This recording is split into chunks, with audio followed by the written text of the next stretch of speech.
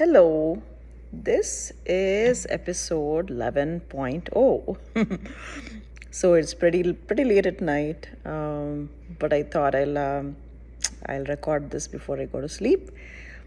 So yeah, age 10 and age 11, it was one of my favorite years actually because around sixth grade, I started doing very well in academics. So my friend Lakshmi used to get first rank, but I used to get either second or third rank. There was another student in our class called Durga Nilima. So between Lakshmi, myself, and Durga Nilima, we used to share the first, second, and third ranks. Um, so I was doing very well academically. I would score the highest in English, and I was also doing very well in social studies and sciences. So these three subjects. Math, I didn't struggle. I was doing pretty well, but I was not the top scorer in maths. So and games, I was okay with in that. And but the other Durga Nilima was very good in games and sport, but Lakshmi wasn't good, and I wasn't that great either. So the big event I remember of this year is my second uncle, my Appar Mavaya, who was single. Um, they started looking for his parents and family started looking for matches for him. So this was very fascinating to me because the closest people whom I observed at very close quarters, spent a lot of time, was, my uncles and aunts. And a couple of them who had arranged marriages, they were already married by the time I was born, or married shortly after I was born. So I didn't really remember their weddings at all. But so this was, and the other uncles and aunts who got married when I was a child. That was my youngest Pinni and youngest Maya. So they both had love marriages. So the whole experience of watching them, date and marry and all was very different. Their equation with each other was very different. The couple's equation between the husband and wife, when they were boyfriend girlfriend, or when they were fiance and fiancee, it was different because they were in love prior to the marriage. So I had actually never seen an arranged marriage ever at close quarters. So this was the first one, I think, that I saw.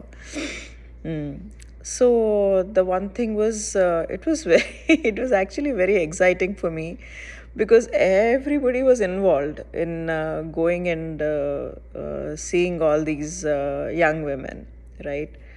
So for me, and they would take everybody along, like my uncle, his parents, obviously, but sisters, brothers, nieces, nephews. So I would also go, to see these young ladies. So a lot of times, I hear that this whole thing is very disrespectful to young women, but honestly I never felt that because in my family, and especially my second uncle, it was never like he was making the final call, and the young lady had to just go along, and she, as if she didn't have any choice. She was perfectly, my uncle didn't want to. In fact, one of the young women, like we all liked, and but she had some reservations about getting hitched to him, and he said, no, if she has any reservations, I really don't want to, marry somebody who has any reservations. It has to be wholehearted from the opposite side as well. So, so in my family, I never felt as if this was demeaning to women or to men. It was just a different avenue of meeting other young men and women. So, but the funny part was, because there were so many people going, after we came back, everybody would give their opinion, including me. I felt very important. They would ask me also whom I liked. So obviously, when so many people are giving their opinion, it's almost impossible to unanimously like anyone. There was one lady that we all liked unanimously, but then she had the she had some reservations, and my uncle didn't want to force anybody or work it out later. He didn't want anything like that. So it was getting a little frustrating for everybody involved. So eventually, I don't know who made this call. Some elder of the family, I think my uncle himself, or some elder in the family, I think, or it might have been my dad. Somebody made the call that this is getting too complicated, because everybody weighs in with their opinions, so we are not really unanimously liking anybody, because everybody's opinion, including mine, was taken into consideration. I actually used to feel very important, because my uncle himself used to come and ask me how I liked, so whether he considered that or not, I used to feel important. So finally, the decision was made. So my second aunt, my Vishalataya, who he married when he went to see her, the decision was made that from now on, nobody will actually, like, we won't go as a big gang. Let my second uncle and go and see whom he likes, and if he likes them, then we'll just go along with whomever he likes. So they all made this decision. So this alliance came to us because my youngest uncle, I think he was my Ataya's brother-in-law's colleague, because he was a doctor too. My Vishalataya's brother-in-law, her older sister's husband, was a doctor as well, was a physician as well. So they were colleagues. And they were her brother-in-law was actually a Telangana Brahmin. So their accent and dialect was a little different. They used to speak Telangana dialect, but I think my Attaya's family was originally from Andhra. So my Attaya speaks very good Andhra Telugu. So anyways, they said only Kiran will go. And none of us were allowed to go. So they both went, and then they finalized it. They said they liked her, and they finalized it. So it was decided that we'll have the wedding. Like, the wedding was finalized on August 10th. And I remember it was at a temple. So I had never been to a temple wedding either. Actually, traditionally, Indian weddings, the ideal place to do it is a temple, actually. Traditionally, they used to do it at temples. The temples used to have a mandapam, and they used to do it there. But over a period of time, with modernity, people started renting wedding halls, function halls. They first moved it from temple to home. Then from homes, then they moved it to function halls. So that was the thing. So it was very exciting that it was going to be at a temple. And Yadgir Gutta is it's a place. We used to visit there often. We used to picnic and all. But this was super fun. My second aunt, my Rani Pinni, also came over from USA. So my youngest aunt had just left for USA the previous year, so she couldn't come. She wasn't there at the wedding, but everybody else was, and it was really really super fun. So what happens is the tradition, according to tradition, like the uncles or whoever is getting married, they buy outfits for all the bridal and groom's party. So I remember my mom said instead of buying them a traditional thing, they'll wear something that they have for the wedding. They meaning me and my sister. But why don't you buy them as a gift, some nice, outfit? And my uncle himself said that actually. He said, I want to buy them something really, really nice. So you select whatever they like. They don't have to wear it for the wedding. If you want to wear something for this. So that was really nice and progressive. So it was my favorite dress for a very, very, very long time. My sister and I got identical dresses, but mine was, it was a midi. It was way beyond my knees, almost to my ankles, but not quite. It was a midi, and my sister's was like a frock. But it was yellow in color, and we bought those two at a place called Sona Dresses. That was the first time we actually shopped at Sona, and since then we only shopped at Sona actually. Until then, we used to shop at Dayal's. So we got that, and it was very pretty. So we wore that. That later. So I didn't wear it for the wedding, but wedding I wore something traditional that I had. So we all, rented a tempo. Tempo is more like a big van, a 15-seater van. It was so much fun. We started singing songs, this thing. And these days, Yadagiri Gutta is just like a drive, like a day trip. But back then, it was like a hike. And we stopped on the way and we all picnicked. And of course, we all were going to stay there overnight. We were there that night and do some rituals ahead of time, and then we're going to stay there overnight, and the wedding was going to be the next day. So we went there on August 9th. We all went there, settled down, and they came to receive us. And so it was a very nice family and small family. They didn't have too many relatives from their side. They had a few people. We had quite a few relatives from our side. So it was, my Ataya. She was the youngest one actually. She was the baby of the family. She had an older brother and an older sister, and they all would live at her older sister's place. And the older brother, if I recall, his name was Prasad, I think, and he was not. Married yet, to my knowledge. He wasn't yet married. And then the older sister had her older sister had two children. Nani and Chaitu were their pet names. I think the young boy's name, if he was called Chaitu, obviously it must have been Chaitanya, and I think the young girl's name was Jyotsna.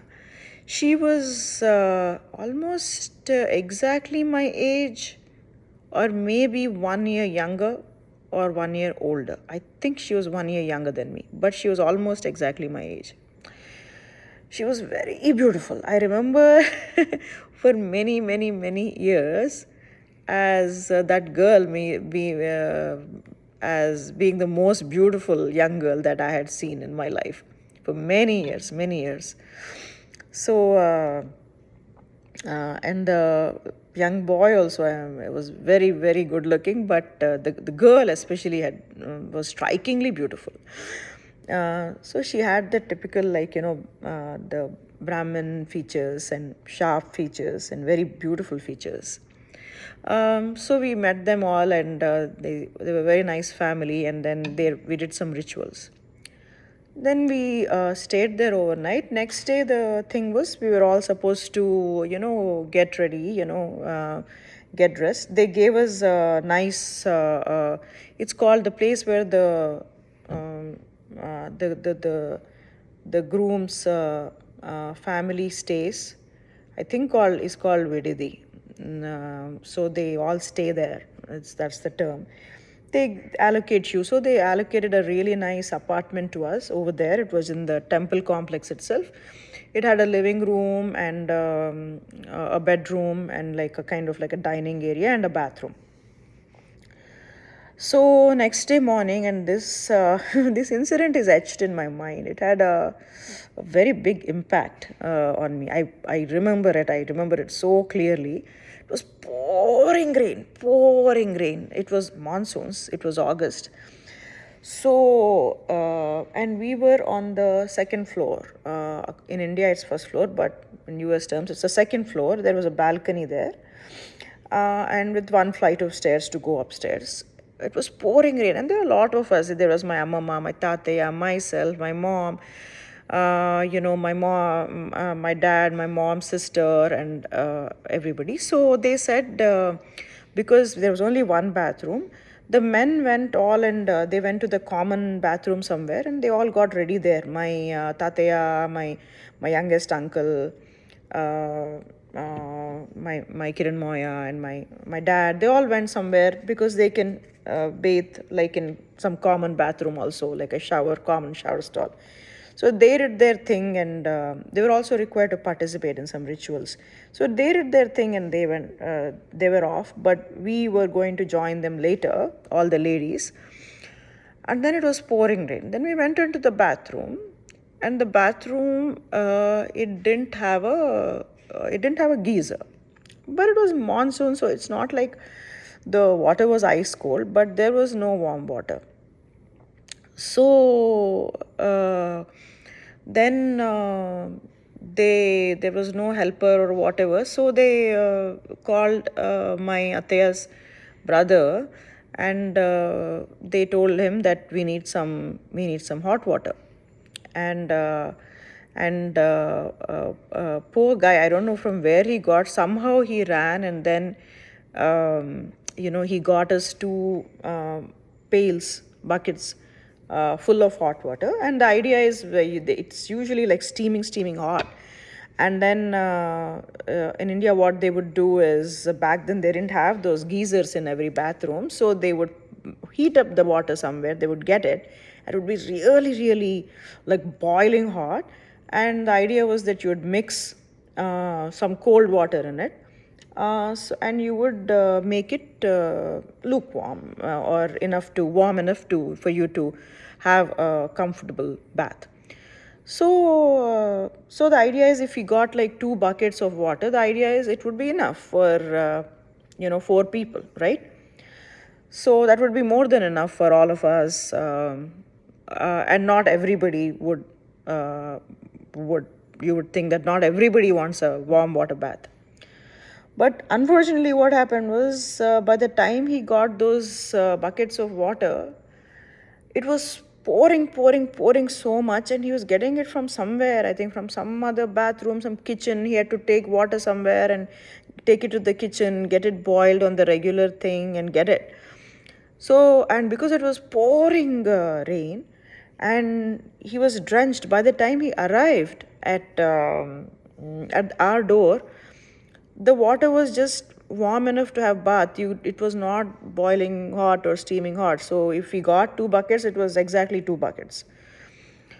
So couple of people went for bath, and but as soon as they took it, they would say, "Oh, this is just enough for 2 people. We need 2 more buckets." So he again would go and run in the like pouring rain, and he had curly hair. Even my Vishalata has curly hair, and I could see all the hair like was dripping.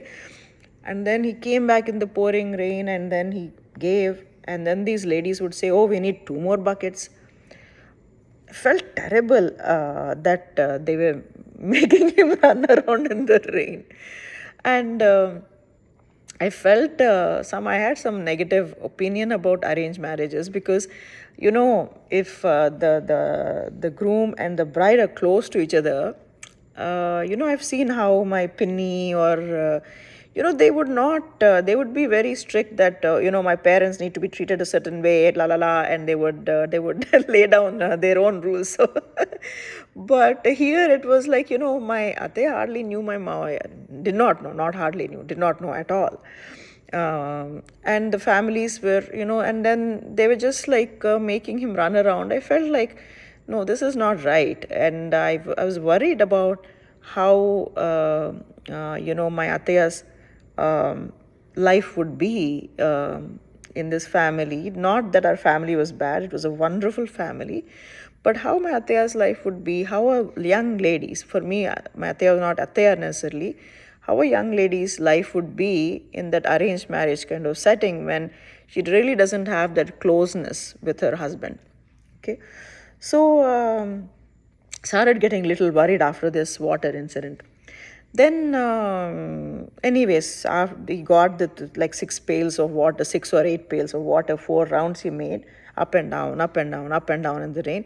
Finally, we all got ready and we went, and the wedding happened. That's when I saw my Ataya for the very first time. After the wedding, they had that, like my youngest Ataya, they had they had that singing thing. And I remember that, no, the singing thing after she came home, actually. Yeah. So, anyways, they got married, and then we brought her home. The next day, we brought her home to our place. So what I forgot to tell you is, around this time, my Amama's family actually had vacated their Vijayanagar colony house, and all of them moved to the upstairs of story of our house. That Prabhakar and Sujata, who were there in the back, they had vacated. So my Bama moved back into the back 2 rooms. We moved to the lower portion, but we kept one bedroom upstairs, the big bedroom, and they took the rest of the home. So this was my Amama Tataya, of course now my Aparamaya, his wife also, and then my Kiran Moya and his wife. They were all there upstairs. They were there for about 6 months. After that, they moved out. My Amama's family moved out. But anyways, at that point of time, they were there. And the funny thing is, the empty plot next door, I don't know if you remember in episode 4, I said there was like a big cow shed there, and cow dung used to flow in a canal. That cow shed got vacated. So it was an empty plot.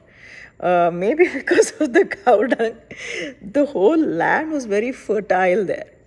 So my family discovered that there was a green leafy vegetable. It's called totakura. There's no equivalent in English. It's similar to collard greens, but it's not collard greens, but it's very similar. So it started growing wild there, the whole plot was full of totakura. So every day we would go, and they would send me to jump the wall, go into that lot, pluck all that, harvest all that totakura and bring it, and they would make either a dal or a sabzi or something out of it.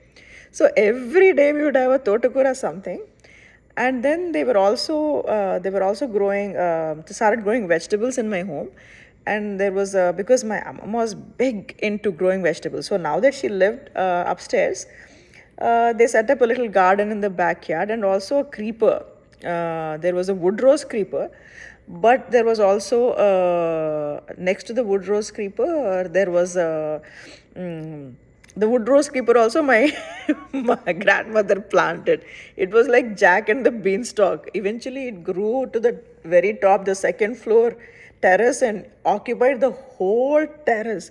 It was like a monster, believe it or not. It occupied about 200, 300 square foot of this high, like 4 feet high, the creeper all over. My God, it was like a horror movie. So every time I saw this, I remembered like the Jack and the Beanstalk story.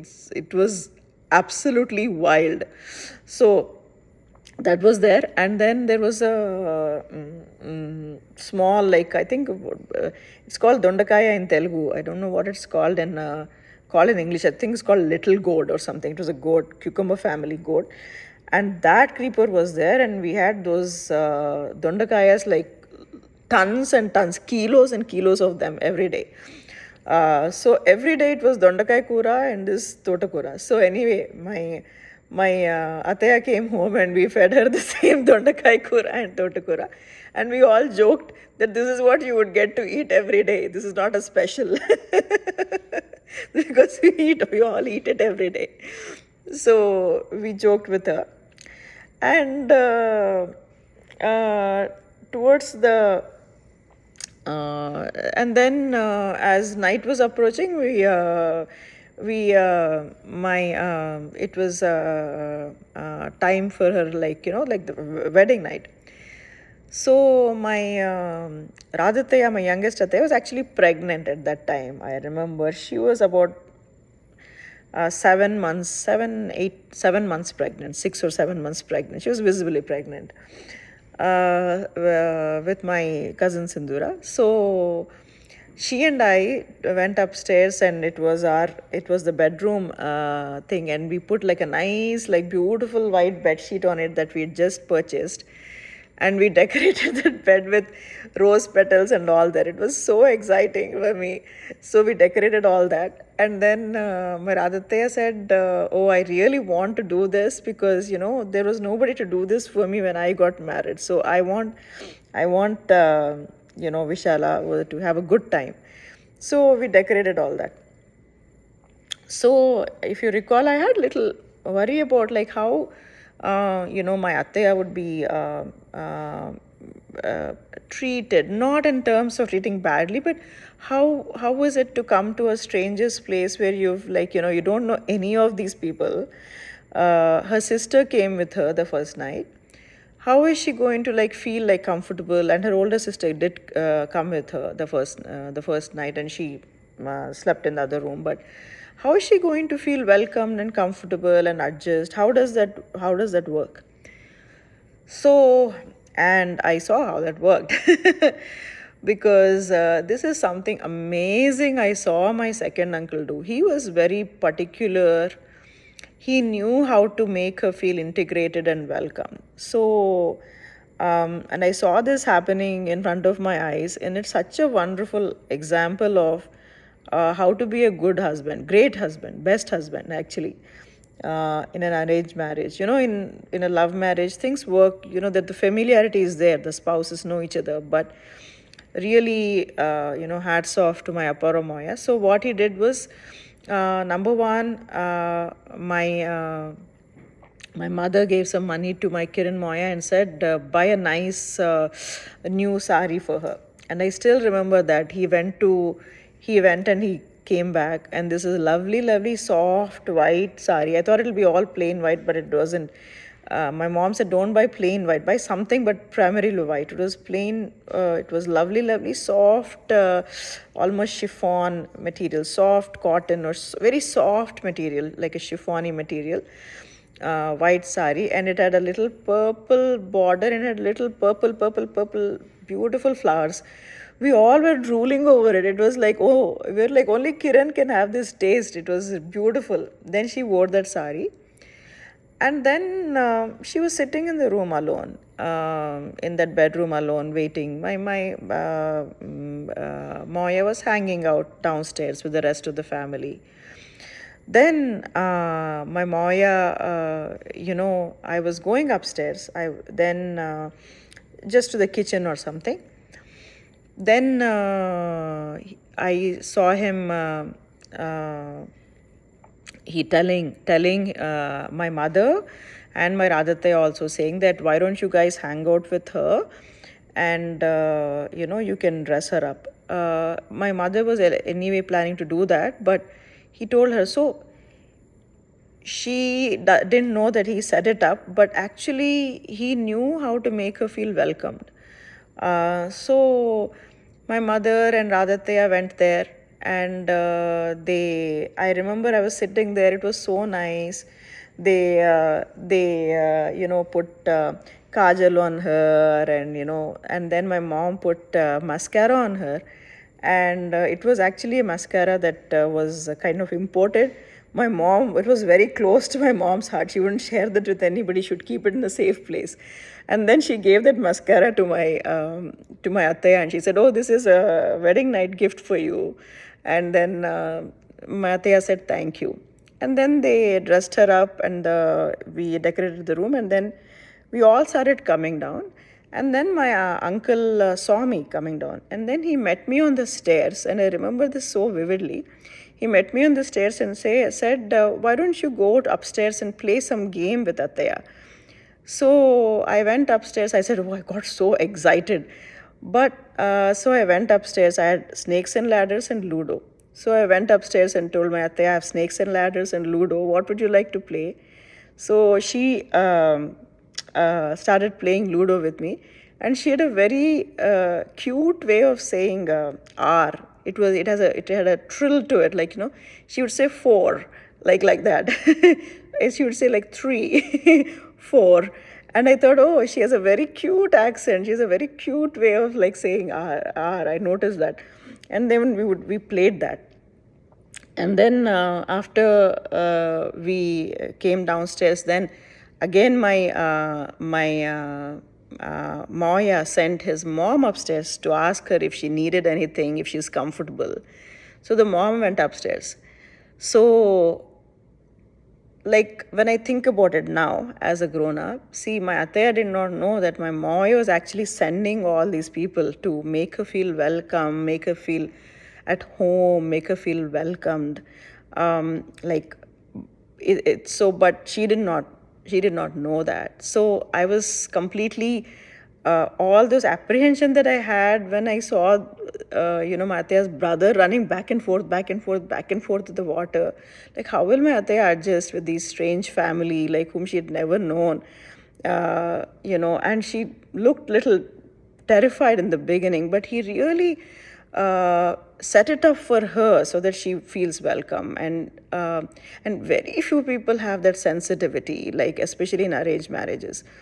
So he did all that. The next day also, what he did is he told my mother to take her to China and get her a nice blow dry and eyebrows done and everything. And then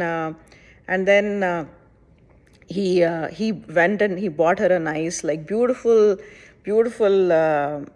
sari and bangles and all of that. And then when she got her eyebrows done and all that, and then I was at home, and then my mom got it all done. Then she came home and everybody was, I remember that sight.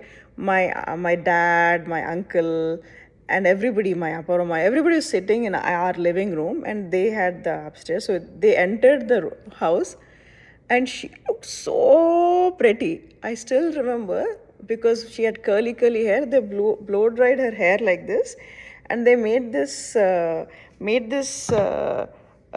ponytail for her. They didn't leave it where they didn't leave it open like this. They blowed it, turned it around, and she had this beautiful long, hairdo, and she was looking so pretty. Like, and then my Moya hadn't yet gifted the sari and bangles that she wore. So everybody was amazed. They were like, "Wow! Like, you look so pretty." And then as soon everybody said, "Wow," this I remember that scene. They collectively said, "Wow." I remember this scene. It was the cutest thing. And this can only happen in arranged marriages, I think. She felt so shy. She just shut her face like this. She felt shy and she ran upstairs. She just ran upstairs. And then my Maya went and he helped her tie the sari. When I went to bring her down, like, he was he was helping her with the sari. That was so cute. It was so romantic. So, anyways, that's how. So, it didn't take her long to integrate into our home, but I give full credit to my Maya for really giving her the position that she deserved. She didn't have to, like, fight for it. Many times in arranged marriages, like, that's not how other people are. Like, the bride really has to really spend a lot of time lot of time, energy, emotion, trying to get the approval of her new family, trying to fit in, trying to learn how they this thing, how they live, what their in Hindi they say taur tarika is. So I'm so happy that in my family it was the other way around, that my Maya really took it upon himself to let his family welcome her rather than putting the burden on her to learn about us. Eventually, of course, she learned about us. She integrated very well into our family in a very short time. So I'm over time. And then the other thing, I remember is that even during eating and all that, he would sit next to her. He just didn't leave her to fend for herself. He would make sure that she's liking what she eats and all that. So I'm over time. So I learned a very, very big lesson here. Number one, I warmed up to the idea of a concept of an arranged marriage, that it can be beautiful and it can be romantic and it can be successful because of this. Eventually, I had an arranged marriage too, but I don't think I would have warmed up to that idea at all if I hadn't seen this. Number two, a bigger lesson that I learned that is actually applicable to not just a marriage, but any situation where there's cohabitation or co-working, or whether you're in a work environment or whether you're in a cohabitation living environment, it doesn't matter. It doesn't have to be husband and wife. When a group works together, when a team works together, or even when as a whole nation or a neighborhood lives together and mingles with each other, what I learned from my Maya is it's all very well to say, oh, husband and wife are equal, husband and wife are equal. The reality is they might be born equal, but actually they are not equal. When the marriage begins, it's always there's one person who's older, wiser, financially or in other ways, physically more powerful, and is in where there is a home ground, right? So typically in Indian marriages or in most marriages, the husband has, like, that's his home base, and the wife is coming from somewhere outside, even in love marriages. So what I learned from my Maya is, it's too unrealistic an expectation to expect a stranger to come into a home and adjust to like 10 different people, 10 different strangers. It's easier and more reasonable for for the people who are already in power or in authority to actually welcome that person. Actually, they owe it to, it should be the other way around. So if a bride comes to the home, like, she doesn't start off as an equal. Actually, she's not an equal. It's up to the husband to bring her, to slow down and bring her to that equal equation. And then they can continue the marriage as equals. If the husband doesn't take the effort, or as a boss and an employee, if the boss doesn't take the effort to welcome a new employee into the team, or in a nation or a neighborhood where there's a majority of one ethnicity or one community and the majority doesn't make the minority feel welcome, it's very hard. So it's always upon the person who has more of an advantage, whether it's physical advantage, financial advantage, advantage of age, or having a home base. It's on them to make the other person feel welcome. That's when they become equals, and that's when they can continue the marriage as equals. So that I learned from my second uncle. I really feel that he was the even till today. I really feel he's the best husband I've seen. I'm sure my Vishalatai will agree. Like, he's given her so much respect, and they do everything together. Even when he talks, he say we. He'll never say I. He'll always say we do this, we do that. It might be his idea, but they do everything together. And I really appreciate, and I really feel he's a very, very good husband. So that's what I learned, and I'll come back with this 11.1 later. Bye.